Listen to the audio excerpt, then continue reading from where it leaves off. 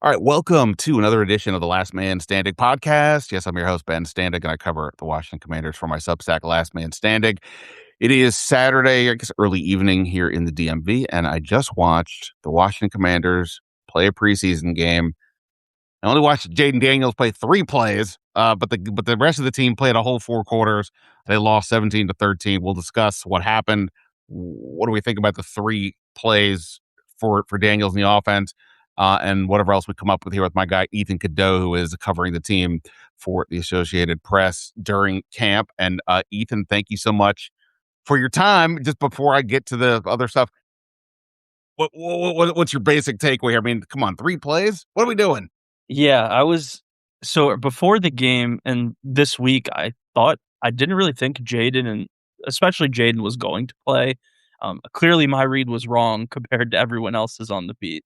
But I just thought with him getting the first and the second team snaps in practice and just taking a lot of reps, like some days he was having 40 to 50 reps, that was kind of a sign that they didn't want to play him in the preseason. I was wrong, but I probably should have been right because if the three plays was all we were going to get, it kind of seemed pointless. I mean, obviously, you're not going into the game thinking it's going to be a 3 and out and he's going to get pressured on one drop back and sacked on the other. But I mean, that was definitely in the realm of the possibilities, especially with, I don't know, them starting their backup center. Obviously, they don't have Laramie Tunsil, the offensive line. That's not the unit we're going to see in week 1. So I was a little disappointed. I thought it'd be nice for them to go out for another series, and it really gives, like I was saying earlier, nothing to really judge off of other than they couldn't protect him on 2 plays, which is disappointing. Yeah, no, a lot's there with the little that we got to discuss. So we'll do that here again on the Last Man Standing podcast. You can subscribe, Apple, Spotify, anywhere you do your audio stuff. Also, lastmanstanding.substack.com is where you'll find my written work. I just posted my takeaways from this game. I don't know how I wrote as many words I did because it wasn't that much to get into, Yeah, but that was sort of the point. I got into the stuff that didn't matter, but there was some good things that happened. The defense was very good. definitely. Well, 5 sacks, 2 turnovers, 1 touchdown. So that was a good sign. And, there were a lot of guys not playing, especially up front. And that was even good that they were able to do that. So we'll get back to that in a second. You can also find me on X at Ben Standing, and Ethan, you are Ethan_Cadeau. Spell Cadeau. People are. Cadeaux. I've usually gotten the habit of that, but here I we go. keep, I've started calling Ethan Ethan Cadeauic Manus or whatever the name is. Yeah. Today he wasn't bad. Yeah. I like what I've seen from him so far. All right. So okay. So this is tricky, right? Like I mean, it's not like this is new.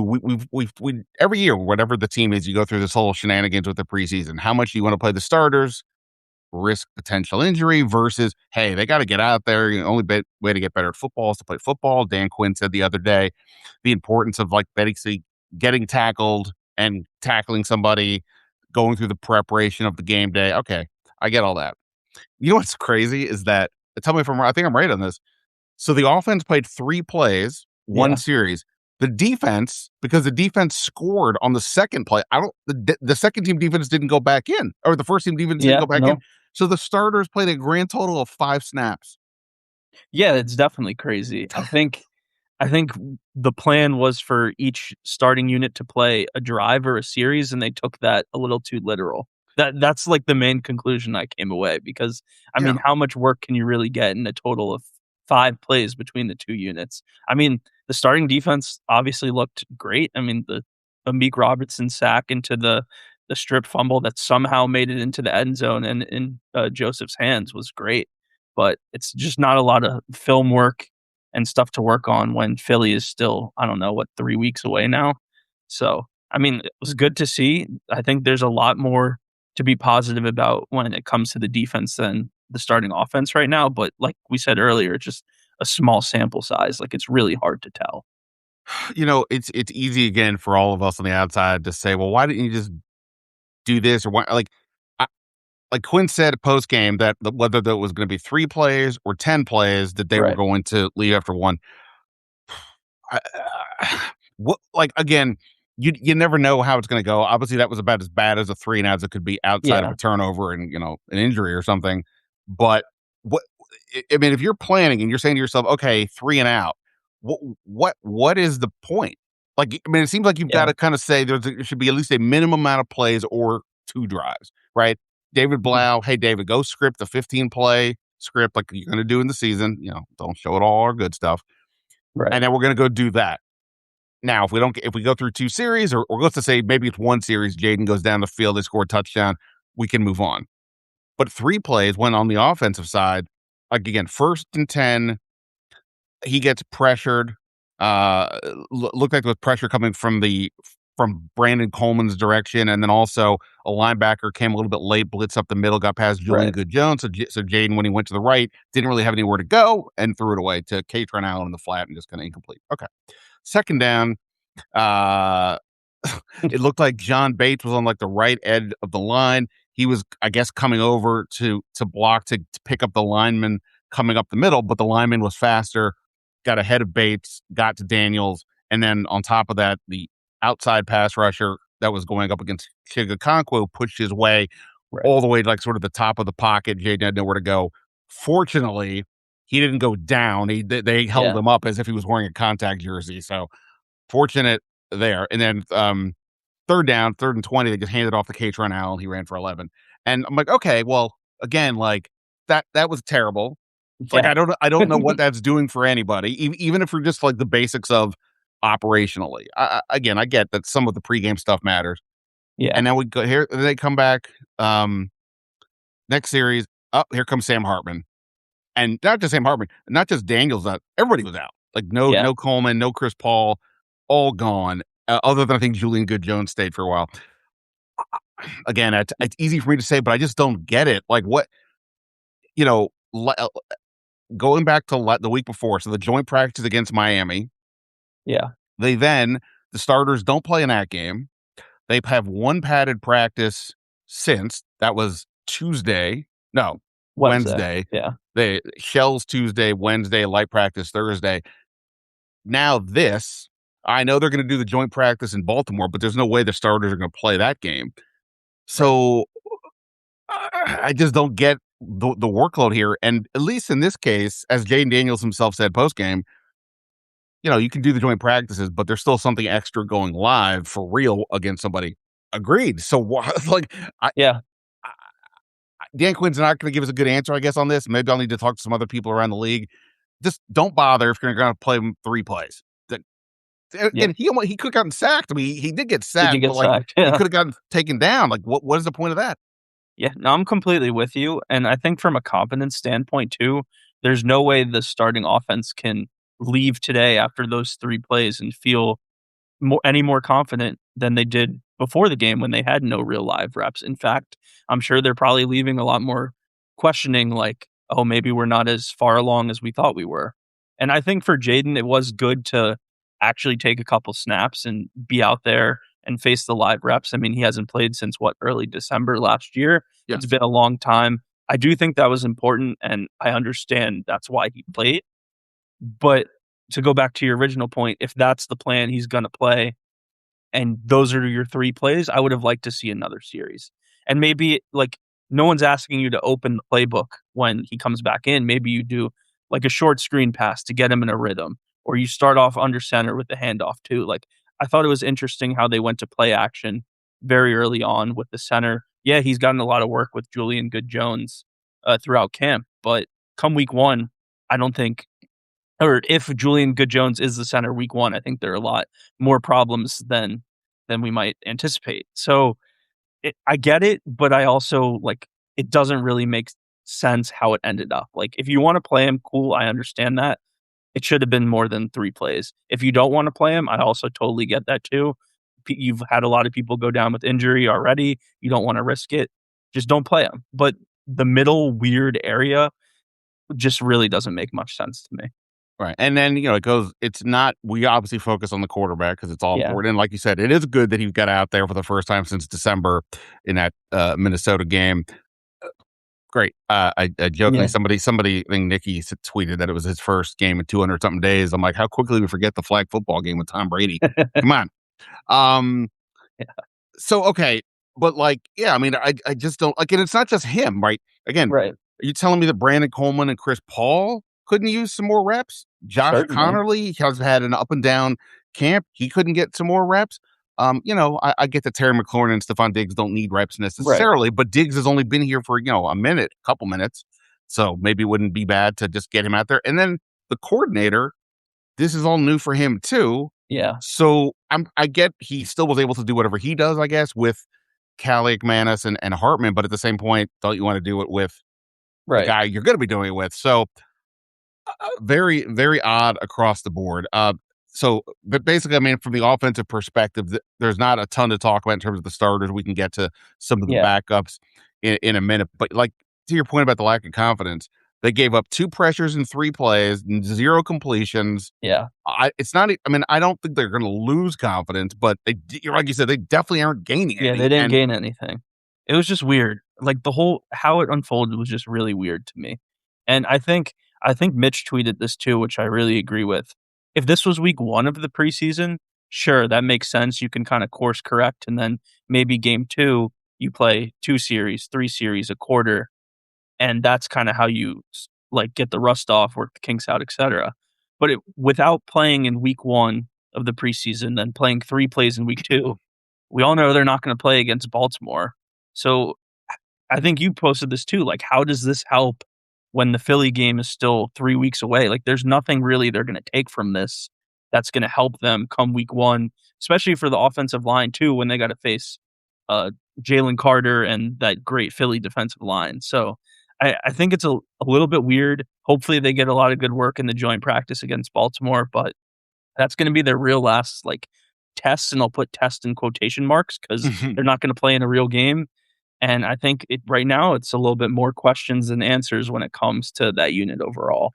And let's, we're not even getting into the fact that like Jayden Daniels and his new center, Nick Allegretti, will not have taken a live snap in Right. any game until week 1. Presumably, Allegretti will be back sooner than later. Um, he will not have completed a pass to Stephon Diggs Yeah. in an actual game. I mean, Chris Paul won't have played really at all next to Allegretti. I guess they did. I guess they did at the end of Well, last year, yeah. but still, Same so thing. Yeah. a lot of confusion, and also just forget everything we just discussed. The offensive line still looks very problematic, and I think there's always this notion in football, and this one I always preach about when people always want to say just go out and spend a lot of money on receivers, and I'm always like, well, look, if you don't have a good offensive line, it doesn't matter what you have back there. It is going to be not going to reach its ceiling because the Yeah. offensive line won't give you enough time. On the flip side, if you have a really good offensive line and a viable quarterback, of course, you can make Yeah. hay with what you have. Well, they are in the position right now where, and look, the Tunsil injury sucks, but they're in a position right now where the line is questionable. Yeah. It almost makes me wonder: is there any world that they were like, "Hey, we're going to pull this plug because we don't need Vic Fangio seeing any more of this because this doesn't look good." Is that possible? Yeah. Maybe. I mean, there's gotta be some reason that is not coming to me right now as to why it was only 3 plays. Because just if you're gonna play them and that's what you got, there's really no reason to not give them another drive. I'm also speaking of the offensive line, like, sure, we all assume that Nick Allegretti is gonna be back, but he missed the first 2 weeks of camp, came back 1 day, and got hurt again.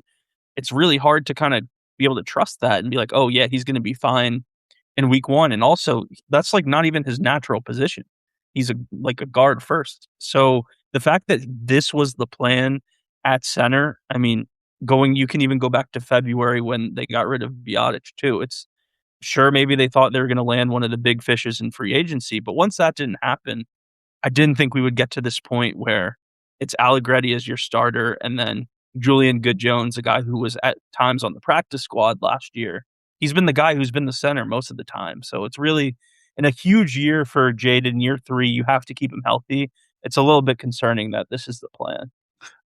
It's a lot concerning, and Yeah. there are things that people will say, "Oh, Monday morning quarterback and stuff." This isn't that. Like I was apoplectic the first time I heard Dan Quinn. I don't remember if it was the combine or probably probably at the owners meeting when they said there was to be a competition at center, and I'm like, hold on, let me look at the depth chart again here. Allegretti, okay, they hadn't at draft point drafted anybody, but a 6 round pick is not that. And then Good Jones, again, I've said this a million times. He's played one game in his career and he's 29. Yeah. At least go out and get somebody the equivalent of Allegretti, like who, a solid backup, whatever, Yeah. just to have that. And, maybe one of these other guys they brought in recently gets that done, but I haven't gotten any sense that that's the case. They had Good Jones play like a fair amount of the game, I guess, just Right. to give him that longer look. Again, Yeah. it's not even so much him. If it was like he was at center, but like you had Tunsil and maybe something a little bit more established in Chris Paul, but whatever, that might be one thing. But when you are now weaker on the left side and you're dealing with Mhm. this potential center, I mean, this is I don't want to go hyperbolic and say this is a potential disaster, but this is not Yeah. good. The way we're looking at it right now, and again, maybe they'll get lucky at final cuts and pick up somebody, but right now that is hard Yeah. to say. All right, we'll come back to the offense in terms of the backups. Let's get to the good stuff, the defense.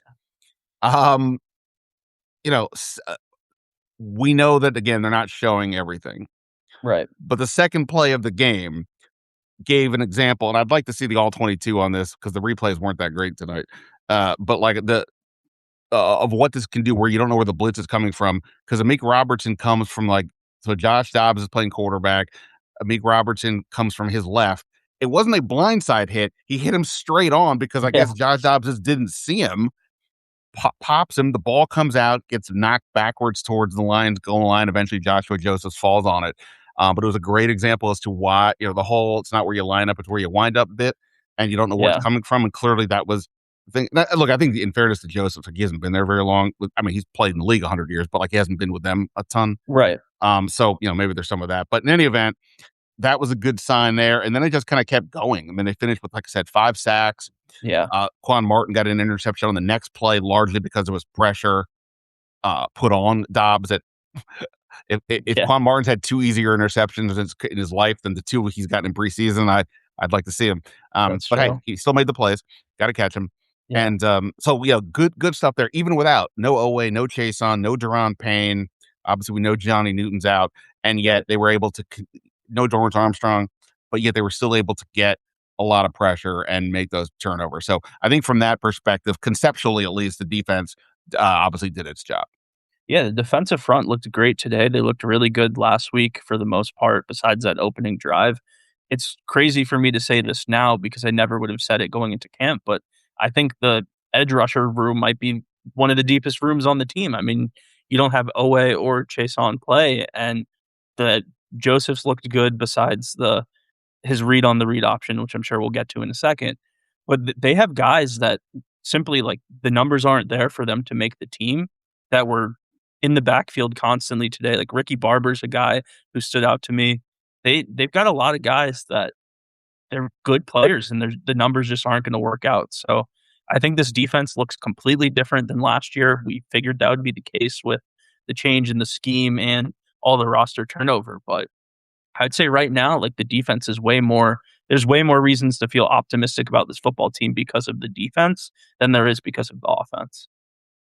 Yeah, for sure. And to your point, like I don't know that I've had Javante Jean Baptiste on any of my Right. 53s yet. He's been like the next guy, but it's Yeah. like, all right, there's just a lot of bodies, like you said. I think I probably would have put him on the next one. The teams just don't generally cut pass rushers that are effective. And he looked effective last year before the injury. He looked effective today. Now let's just be clear: the Lions were also not playing with some of their guys, but they had Right. from the center. No, I think they had like 3/5 of their starting offensive line up there. No Penny Sewell. I think their starting Mhm. center is out. No Amon-Ra St. Brown, Jahmyr Gibbs, golf. So, all caveats there, but still, you know, you got to go do your part against whatever's there. And they did that against, fellow Yeah. rotation guys, reserve. So, that's good. Joseph has just he's been so active Right. all camp. And it's good to see it happening in a real game too, because, sometimes you see guys in practice and they're crushing it. You get to a game, Yeah. doesn't Not the work, but same. he's been effective in that way. I mean, to the point now, I think he is in the rotation as opposed to like before. I was like, all right, they just need him to get ready for next year when all these guys are free agents. He looks like he's ready to go now. Yeah, when he's going forward, he's really impressive to watch. I mean, in camp too, especially in like one-on-one drills with the offensive line, defensive line, like he was winning more reps than he was losing. And then today and last week, I thought he looked really good. He's a guy, especially where they got him in the draft as well, could definitely be a steal, and I think he'll have an impact and, like you said, a role on this football team in year 1, which maybe on draft day, didn't really think that was gonna be the case. Yeah, no doubt. All right, now let's get to so again, the pass. I mean, the whole point: get the pass rush, marries with the secondary, and that worked out. Like I said, the Yeah, Quan Martin play was a good example of that. Now let's get to the downside. They weren't particularly great against the run in general. yeah. But then specifically, it's funny, I was, like, behind a little bit because I kept, like, rewinding, like, I Mhm. paused and wanted to go back and see something.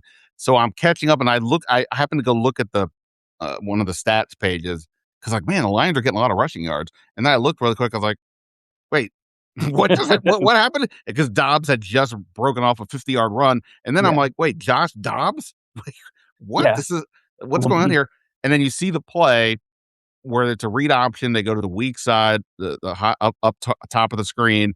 You've got Joseph's at right end. You've got Sonny Styles like 5 yards behind him, and on the snap, they both kind of fall for the play action part of it. That they Styles crashes down, immediately gets swallowed up by blockers, kind of what happened last week at times. And Joseph's just completely bit. He runs hard right past Dobbs, and all of a sudden it's like, oh snap!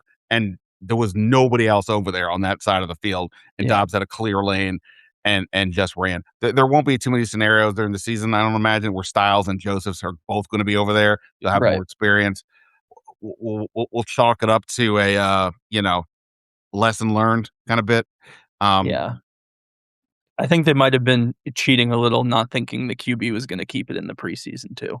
But, I mean, especially Joseph's too, he bit really hard on that fake, like, there was no hesitation at all, and when you're left I mean, I don't wanna put it all on him because it wasn't all on him, but when you're left kinda no blocker, that is your side on the read, at least the way I interpret it, so, I mean, he'll learn from it, and thankfully, it was a preseason game, not the real thing, but anytime you're letting Josh Dobbs run for 50 yards untouched down the sideline, it's not great. Not great. Yeah. Um, let's just have a quick Sunny Styles discussion. Since we haven't been able to watch the All 22, I mean, the game Mhm. just happened. There's no All 22 in the real world. It doesn't even exist yet, technically. Can't do that. So it's hard to always assess, exactly what happened. A lot was made of last week, and I know the Yeah. video clips are going around, and oh my God, he doesn't know what he's doing. And, I tried asking a few people, and maybe they were being overly nice, and they were like, oh, he did a few things okay, but he didn't have a lot of help. And okay. And again, no Deron Payne this week. Kinlaw was out there. Again, it was only the 2 plays though. So like by the time Dobbs did whatever he did, the main starters were long gone. Yeah. So he's dealing with a lot of backups again. Um, I, would you I don't know, for anybody who's like apoplectic, I've already seen like somebody tweeted at me something like, "All right, welcome back, Jamin Davis," or Yeah. something. What do you have any words to, keep people from, freaking out over anything they've seen so far? Yeah, I don't think he was nearly as bad as some of the fans and Twitter film critics like to think. Obviously, I don't think he was great, but I think just right now, he's not processing everything maybe at the speed that you'd want him to be processing at. But I mean, he has all the physical tools in the world. Obviously, that doesn't help the Jamin Davis comparisons because Jamin Davis had a lot of great physical tools as well. But I think he's a much better player than Jamin was coming in. I think it's kind of apples and oranges a little bit in terms of what they're being asked to do. And it's been 2 preseason games where he largely hasn't been playing with the guys he's going to play alongside in week 1. So, I get why there's some concern, but I think the sample size is far too small, and I think, especially at Ohio State too, like, Sonny Styles was a player that was way better at the end of the year than he was at the beginning of the year, and that's something on draft day I remember Adam Peters bringing up, like, we really like the way this player progressed throughout the year. Thought his best game of the season was against Indiana in that Big Ten championship game. So I could see it where maybe there's a lot of rust or a learning curve early, but come November, December, he's really starting to find his groove. And I think that's what Commanders fans should hope for at this point. And again, he has played in 2 games essentially without the starting line in Right. front of him, which is obviously kind of an important piece to this if you're a linebacker. So we'll take that under advisement. Um, Again, this is sort of to the point of like, well, wouldn't it have been cool to see Sonny Styles play a bit Yeah, more with some of the starters? Um, that's it's spilt milk. Can't do anything else exactly. about that. But in terms of the defense, you know, the safety room is one we've been paying attention to. It is still wild that Jeremy Reeves is starting, but it's also kind of wild that like, wait, Jeremy Reeves is starting, like the guy who nobody wanted to use on defense is now starting. And I Right. still not sure what to make of that, if we think that's a good thing or not, but okay, that's what's happening. Tyler Owens had one of the better plays of the Mhm. game. He just absolutely trucked a running back trying to block him. I mean, I remember the other day I was like at practice, I looked out at the secondary and like Tyler Owens like is like towering over these other guys. Like as much as we talk about Sonny Styles being like this like sort of athletic freak, Tyler Owens I think even looks at even more. Yeah. And if they can harness his abilities, crazy athlete, if they can harness his abilities, you know, I'm not going to remotely go as crazy and say like, you know, look what Nick Amenwari did with Seattle last year as his big weapon at safety. But at the same time, that is sort of the model I think that they could look towards. So it was just an example of what he can do. Mhm. There's only one play. Again, we'll have to see how it all everything else Right. shook out. He'll be a weapon on special teams, but I think he's good. Will Harris was still coming like picking up the rear for the rest of the guys in terms of when he was playing. He was on the first kick um, coverage, which is Yeah. notable because typically those are guys that you're going to play, you're going to have out there, you know, during the season. So we'll see about that. Anybody else from the defense that or anything else on the defense you want to Um, mention? Let me look at my notes real quick. Um, I thought Leo Chenal was decent. He kinda stood out to me a little bit more, than he did in He week 1. he popped some dude in the backfield Yeah, right at the line. Yeah, that was the play that stood out to me. I thought, Quan Martin obviously had the interception, but this is a guy who kinda entered camp losing that starting spot that he had last year. Um, at the end of the last game, Dan Quinn was like, "Well, he's gonna get the start in game 2 as they're in this competition," and he gets another pick, so I think for him, that's gotta feel really good. Obviously, it was kind of an easy catch, but it's easier said than done as well. Like, I probably would have dropped it if I was out there. So, I um mean, you also got to be in the right position. I mean, I don't, exactly. he has you got to be there to make the play, Yeah. and he made the play. I guess, yeah, the point I was trying to make with him, it's you'd much rather see what he is doing right now than what he could be doing, and which is not making plays. So those 2 really popped. I mean, whether Reeves or Martin starts, I think it's still gonna be viewed by opposing teams as maybe an area to target. I think there's gonna be a lot of pressure, or maybe not pressure, but responsibility on Nick Cross as well. So, kinda how that back safety room shakes out throughout the season is one I'm gonna be watching a lot, 'cause I genuinely don't know what it's gonna look like right now. Yeah, no doubt. And we'll mention also that I said they had 5 sacks. 2 were by Maurice Hurst, the defensive lineman they just picked up Yeah, the other day. He's been in the league a little bit. Again, we're looking at a situation where Johnny Newton's out for if you know most of the year, or we'll just put him on the side. Tim Settle's not back yet. Deron Payne left practice or wasn't at practice the other day with some sort of injury. Doesn't sound like it's serious, but you know we've yeah, all you never know.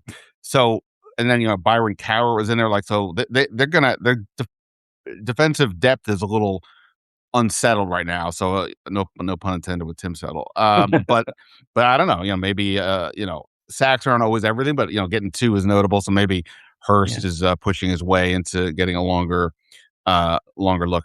Just flip back to the offense really quick. Receivers, obviously, it's always a fun topic, and mhm, this year in particular because they have so many guys of the main guys, okay, so McLaurin and Diggs played, didn't do much. Um, I don't know that anybody had any particular standout moments. Antonio Williams had 3 receptions, so yeah, that was good to see just him being active. Van Jefferson had a couple, but wasn't a ton of yards. It was more of the guys later on. I will say this, and again, this is not so much based on this game. I was, you know, kind of bullish on Luke McCaffrey earlier on. mhm, Um, but as we've gone further into this preseason, it seems like it's getting harder and harder for him to get open, or at least that's what it feels like. Again, maybe the tape says something different. And when you see some of the younger guys coming up, Jaden Bradley, who had the catch at the game, a yeah, one-handed grab. I always like Jacoby Jones. Not to mention that's maybe they don't even keep 7 receivers. So I, I'm wondering a little bit if maybe McCaffrey is falling, but again, he's also valuable on special teams, so I don't want to go too nuts. Um, but I mentioned Jaden Bradley.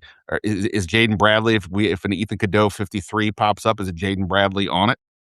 I don't think so just because of the numbers. I mean, if he was on the 53 and they kept 7, that would probably mean you'd have to cut 2 of either De'Ami Brown, Treylon Burks, and then 1 of Luke McCaffrey or Jalen Lane, Van Jefferson. or in Van Jefferson too. Yeah. So, cut 3 of those guys in order to make it for So if they keep 6. to get to 6, they'd have to cut Yeah, 3. 3. 7, they'd have to cut 2 if we're including Bradley. So Yeah, yeah. the thing is, though, if he keeps making plays, Bradley, I mean, I don't know if he'll make it through to the practice squad. I'd be wouldn't be surprised if another team claimed him, and I hope that's not like me having, I guess, what's the term, Ashburn syndrome, because we're there every day and see these guys, like, I'm not sure how Bradley stacks up against the other guys who are fighting for roster spots around the league, but when you make plays like you did today, you certainly catch the eyeballs of a few more people. So, I mean, you'd like to keep him within the organization. He shined throughout camp too. Like, it wasn't just today where he had that play. And then Nick Nash, another guy, he had that long 55-yard catch. That's a name like no one has even brought up of potentially making the roster. And I'm pretty sure like 2 years ago he was a Biletnikoff finalist. I mean, obviously the competition was a little bit different where he went to school, but I mean, he's put up numbers and been good wherever he's been. I'm not saying that translates to being a productive NFL receiver, but I think maybe I'm starting to understand a little bit more of Adam Peters' comment the day before training camp where he's like, "We do like the guys we have in the room." And a lot of us scoffed at that because 'cause we're like, "It's Terry and a bunch of kinda unproven, either young guys or veterans that aren't really, like, solid receivers in the league." But, I mean, the room's impressed me this camp, and it'll be fun to see kinda how it shakes out. I would say right now, I think they have to keep 7. I'm not sure how that impacts the rest of the roster. Maybe you go 26 on offense, 24 on defense, but, I mean, trying to find 3 of those guys to cut right now is really hard. No doubt. It's funny because you mentioned that, like, we scoffed at him, and, like, as camp was going on, I was like, "Look, I don't think it's as," like, I was like, especially when it was Ayuk, I was like, "Look, I don't think Yeah. they really need to go do this beyond the cuckoo part," but, like, I was like, "Look, I get it," but, like, I think they're better than you think, but it's similar to how the offensive line is. If you didn't have Diggs and then whoever else you wanted to say was like the number 2, things would be sort of out of whack, like in terms of like the hierarchy the way it should be. Now with Diggs and everybody else is now in the 3, 4, 5, 6 role, that's perfect because now you're coming off the bench or whatever. The offensive line went the other way, right? Yeah, And because you lose Tunsil, now all of a sudden, everybody else is like sort of unmoored from what they should be doing because you lost this huge guy. So, um, it's a good problem to have in terms of the receivers, but, we'll see. All right, Drew Stevens made both of his kicks and an extra point, so yeah, we don't no, we don't need another kicker coming into camp, anytime soon. at least for now. I mean, Uh-oh. no, I think he definitely deserved to win the job over Jake Moody. I thought they maybe called it a little bit premature in terms of the timing with 2 preseason games left. But then again, he was the better kicker for almost every single day of camp. I would say today, yeah, it's great. He went perfect. They were both kind of chip shots. I think one was 27 yards, one was like 33. But I Yeah. mean, you got to make your kicks. He made the kicks, and it's just with a rookie kicker, you gotta be willing to ride the highs and the lows. Like, there's gonna be low points with a rookie kicker, and if they accept that, that's totally cool. But it wouldn't. I don't think it'd be a bad thing if they brought in another veteran leg just to kind of push him a little bit more. I almost wonder if they decided, "Hey, we Stevens is gonna beat out Moody," and all of a sudden we got a bunch of injuries and we just need spots, even though Yeah. with 90 players, as we're discussing, they're missing guys, so maybe it was much about that as in like, "Okay, let's just do this now," and like you said, they can always bring somebody else in, later, if they so choose. All right, I don't know what else to say about this. Again, when the offensive, defensive guys play 5 combined snaps, Yeah. it's hard to get much out of it. And I there are parts of what these guys do that it's just not really realistically fair to criticize because we don't have all the answers or we don't know all the details. But man, it just doesn't make sense that if your goal is to play football, and Yeah. again, if they were going hardcore in practice, padded practices all the time, that'd be one thing. But again, since the Miami game, they did one padded practice. They played 5 snaps combined here, and now they're gonna have a joint practice, and that'll be it. So Okay. over like a what 2 or 3 week span, and then that's not even counting the break all the way up to the season. I don't know. Who knows what they'll do then? Boy, that's just not a lot for what's supposed to be a competitive camp, and, Yeah. I don't know. And started off really competitive too. Like there was a lot of padded practices at the beginning for when they were allowed to do it. And I thought it was clear through the first, like, week and a half, 2 weeks that this was a much more intense camp than last year when it seemed like every other day there were veterans getting off and they were in shells a lot, and I really like that. I think maybe the schedule, the way it's worked this year with a Friday game into a Saturday game into a Friday game, there's just a few less practices in between those. And it is good that they are doing the joint practice with Baltimore. Obviously, last year the Ravens kind of pulled out. Can you imagine if that I was gonna say, can you imagine if somebody Yeah. ca by the way, like, there's still a debate. Like, I think the Baltimore side is that Washington canceled, and the Washington side is they canceled. So, I don't know, but can you imagine the Yeah, just in terms of Washington, if that doesn't happen, oh my god. yeah, they're kinda counting on that, or they're largely counting on that, Yeah, so big they time. Like, yeah, they need that. yeah, whatever Quinn's gonna tell us, he still talked a little bit about post-game, but, like, whatever he's gonna tell us when we're all together again, oh, he's gonna be like, "Oh, this is a big deal." Oh my, I can't even imagine. Well, it's Ethan, you rock, man. I really appreciate it. Again, you're covering the camp for Associated Press. Anything else we need to know about your presence out here? No, I mean, if you like my work, keep reading it, reach out, and hope to continue to keep doing more of it. So, appreciate you having me on. Of course. All right. And again, go check out lastmanstanding.substack.com. That is going to be it though for me for now. I don't know if I'll have a 53 out in the morning. I'm maybe getting lazy here now, but there'll be a new one updated here soon, one way or the other. And then, of course, I mean, it's crazy. We're only like a week away from cuts. Yeah, I mean, there's only one cut day now, which is also crazy. right. It goes like the up until the camp goes kind of slow, and then you get to the first preseason game. Then there's another lull, and then it's like boom, the game, another game, and you're out. It's like, oh Yeah. wow, this is and yeah, with all the injuries, I think there's still a lot of questions. All right. Thank you to Ethan. Thanks to everybody here for checking out the podcast and checking out, of course, lastmanstanding.substack.com. Until next time, see ya.